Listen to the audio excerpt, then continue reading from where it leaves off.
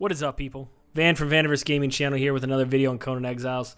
Today's video, I want to cover the new testlive patch that just hit. They mentioned it in one of their streams, but they revamped the Unnamed City to make it more difficult by adding 8 bosses, a bunch of mini bosses, 20 new recipes, and some different abilities to get some legendary weapons, etc. So I wanted to show you guys what that looks like, give you my opinion of it, and kind of go from there. Now, I will tell you, this is not coming in the patch that's supposed to hit this coming week. It was supposed to hit in February, but today's the last day of February, and it still hasn't come. So, not sure why it's delayed, but this is going to come at a later date. This will not be going to live with the last patch that I did a whole follow-up on. So, let's get into this. I'm going to kind of show you what they changed, my thoughts, and we'll get started here.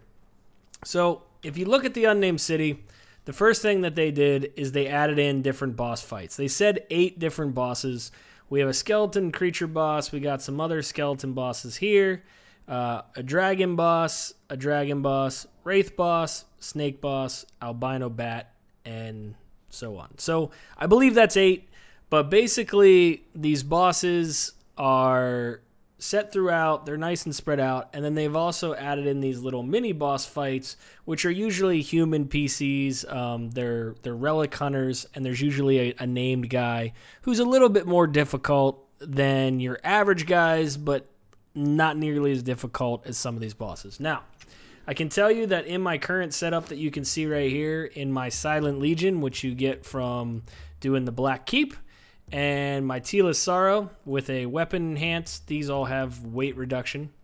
And then also with my attributes at basically 30 points, 30 points, 40 points, 20 points, that I was able to solo every boss in this area. It took a little bit of time, but for the most part, I could toe-to-toe every boss. Now, I will tell you, you have a really hard time toe-to-toeing the dragons. They seem to take the longest amount of time, even with the bleed. They take forever. Their damage is pretty aggressive. The snake boss is also, he does a lot of damage, but he doesn't have as near the health, so you can chunk him down pretty good, and then get your shield up to kind of block, and then heal yourself, and then keep chunking him down. But these dragon bosses are probably going to be the hardest fight you have. Everything else, from the Wraith to the skeleton and whatnot, killing the boss was not that big of a deal. On this one here, you do have to weed out some of the ads, which I'll show you here in a second. So what's the whole reason to go into the Unnamed City? The reason is to kill these bosses, and they're going to drop these Fragments of Power. They're going to drop Lifeblood Spears, so these legendary weapons, and they're also going to drop a lot of legendary weapon repair kits. Now, they did talk about them dropping legendary armor, which hasn't been put in the game yet, but the ability for them to drop unique pieces of armor to add up to be a set, I think is a really cool idea, and it gives you a reason to go in and keep killing these bosses to try and get a set of gear that you specifically want. But right now, those are not in the game. You can get these hearts of a hero that some of them sometimes drop, and if you eat it, it will basically heal the corruption since you're going to be fighting in a lot of corrupted areas.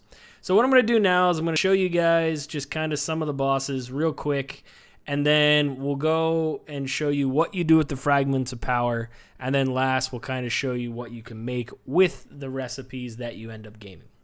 So let's first take a look at some of these creatures. So right here you can see this is the first boss. You know it's a boss because he's much taller than you are, but also they changed the UI a little bit, so once you hit him, you can see he has these 3 skulls. That is a boss fight. If it's just one big skull and no little skulls, that's going to be a mini boss.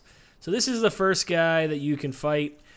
Just to give you an example of the damage, right here. So this is a full heavy combo. I barely scratched the surface on him. So you can see how much health they have. They're a little bit tough, but you can solo them. They don't do a ton of damage, and if you start to take damage, you can always just put up your block and then eat your healing from there. So that's that boss. So let's show the dragon boss. So they added a dragon boss down here, the spawning pools. It's a red dragon. I popped right underneath him. So this guy is going to be probably one of the toughest ones you're going to fight. He hits very hard. He has a ton of hit points. This guy is going to be tough to solo. You may want to bring a friend for him, but he is soloable with daggers and whatnot. It just takes a really, really long time. Now you also notice that, you know, he's guarding some chests. Sometimes these fragments, these relic fragments that you see here, will actually be on the ground throughout certain areas, and you can actually take those fragments and gather them from the ground. So there's your dragon boss. They added some wraiths into the Unnamed City, which is a nice little change. So you come over here. They got these wraiths that you have seen in the other side of the game. But right here, here's the Wraith Boss. You can see he's a boss by voila. There he is. So these are just little guys, no boss. So you can tell the difference by the icon they have. We already showed the dragon. That is a red dragon boss. This is a green dragon boss over here. The snake boss is actually inside the... He's always been in here. I don't know why they said there's 8 new bosses. A couple of these guys have always been in here. But when you come in here, you kill a bunch of these little guys. He actually doesn't spawn until you get in here. He'll spawn. You'll see him eventually. He'll show up right there. There he is. And here he goes. So you can see with this guy, I mean, he is a boss. But the damage you can do to him is about the same as the other boss fights that you have going on. He does do some significant amount of damage. He's probably the second hardest boss to fight next to the dragons. He might even be the hardest. So that's the dragons, and then we'll come over here to the Albino Bat Boss. So right here he is. He's guarding a chest right here. Just like the Albino Bat Boss that's up in the Tower of Bats, but this guy is a lot harder than him. And you'll also notice this little circle thing here. This leads me to believe that this could potentially be a spot for the next dungeon, perhaps. But that is him.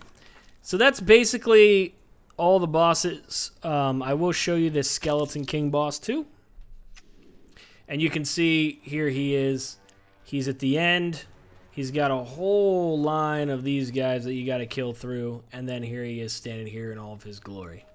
So those are what the bosses look like. As I said, I fought each and every one of them.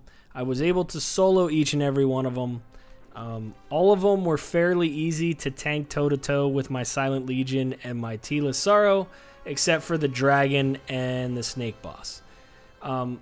I'll show you these mini boss camps here. You can see I have a couple marked. These are basically just relic hunters.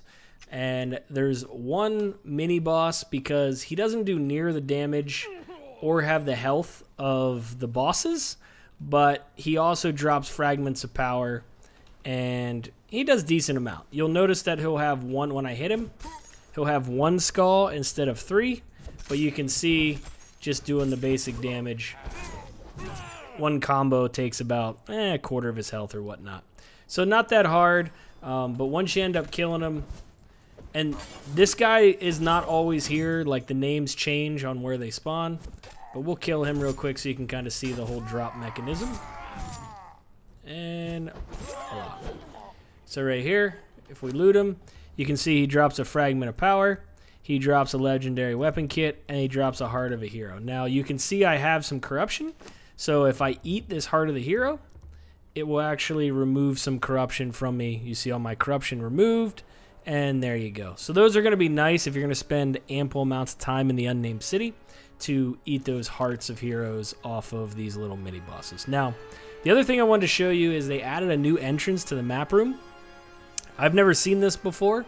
It may have been here, but I have never seen it. There's a hole here, and then if you jump down in, and you land in the map room. Now you can see that you cannot climb the walls in here, which I think is very smart because people could easily just jump in and then climb back out. So that's good. So the reason I wanted to show you this is now there's more of a reason to come here. now that we're gathering these fragments of power, what you do is you come in here, and when you come up to this one back here, it's going to say press E to interact. And what you do is you purchase these scrolls with fragments of power. Now, it's random on which one you're going to get every time you click on it. So you can see that you might even get the same one twice. So these are tradable. You can loot them. You can learn them. But they require a fragment of power in order to learn. So once you get them, you can just right click. You can put them into your feats, or you can trade them off. And then you can see here, then you have them all kind of listed into your feats. So some examples are, you can make this battle spatula, which is a weapon, 51 damage. You can get a dead leg, a gravedigger shovel, a kiln, which is like an improved, it even says it's an improved furnace for smelting metals and stone. You can make king scourge statues, etc., etc. Now, there are these 4 or 5 weapons down here that are this venom-infused dagger. What's cool about these is they have the effect of the weapon, plus they apply venom as well, up to 10 stacks. So, for instance, the daggers would apply 20 stacks of bleed and 10 stacks of venom, which is pretty insane.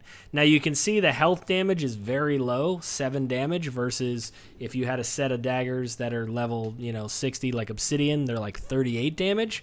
So, all your damage is really going to be on the dots from there. So that's what you use the Fragments of Power for. You unlock these recipes. They're random. They're tradable. I kind of like that idea about the game here. So now that we've unlocked them, let's go back to our little town here out in the middle of the desert. And let me show you kind of how this whole thing works. So, as I said, they require an Artisan Table. So you come over here. And you can see, here's all the different things that we can unlock. Here are the different statues. You got some signs you can make, some arrow signs, signs that kind of show you blacksmith and all that. Very RP on this. You got an egg for some decoration, etc. But you'll notice that they all require fragments of power. And you can see that a lot of the decorative ones will require this skull thing here. So some of the things will say that it requires a decorative skull, but for the most part, fragments of power are what you're going to end up using to make a lot of this stuff. So if you go over to the blacksmith bench here, you can see this is where your weapons are. You can see that a lot of these require just, okay, here's a severed leg and a fragment of power to make a dead leg, and so forth and so on. So that's pretty much how that whole thing works. And then here's the new Dismantling Bench. It's pretty self-explanatory. If you throw something in it, it's basically going to dismantle it and put it into your inventory for whatever it took to make the items. So you can see right here, it's dismantling it to a master weapon repair kit, and then every now and again, it gives me some oil, because these are the 2 items that are needed to make a legendary master repair kit. You can pretty much throw anything in here, and it should dismantle it. The things that weren't crafted, like legendary, it won't work, and there seems to be some bugs with some of the items and, deconstructing them, like silver coin goes to a silver bar, etc., etc. So that's pretty much it. That's what I wanted to show you guys. My opinions on this new patch, I think that all the boss fights were good because they're hard enough where it takes some time solo, so you got to spend some time in here, but they're also not too hard to where you can't solo them. I feel like for parties, this is a good idea. I'm not quite sold on the different weapons and stuff. Like, I feel like these are silly, like the spatula and a shovel and a dead leg. I'm not quite sure the glasser. I just think some of these weapons that you can create with these recipes are pretty silly. But I like the concept. I really hope they put in legendary armors and have different set pieces drop that you want to collect, all 5 pieces, either heavy, light, etc. But yeah, I think this is a step in the right direction. I feel like they're probably going to tweak some of the damage and some of the abilities of killing some of the bosses. But all in all, I think this is going to be a good change, especially on PvE servers when people want to go out and they want to group and all that stuff. So Hope you guys enjoyed this video. It was just a real quick touch base on some of the patch. So hope you guys enjoyed this video. This is Van from the Vaniverse Gaming Channel. Cheers and peace out.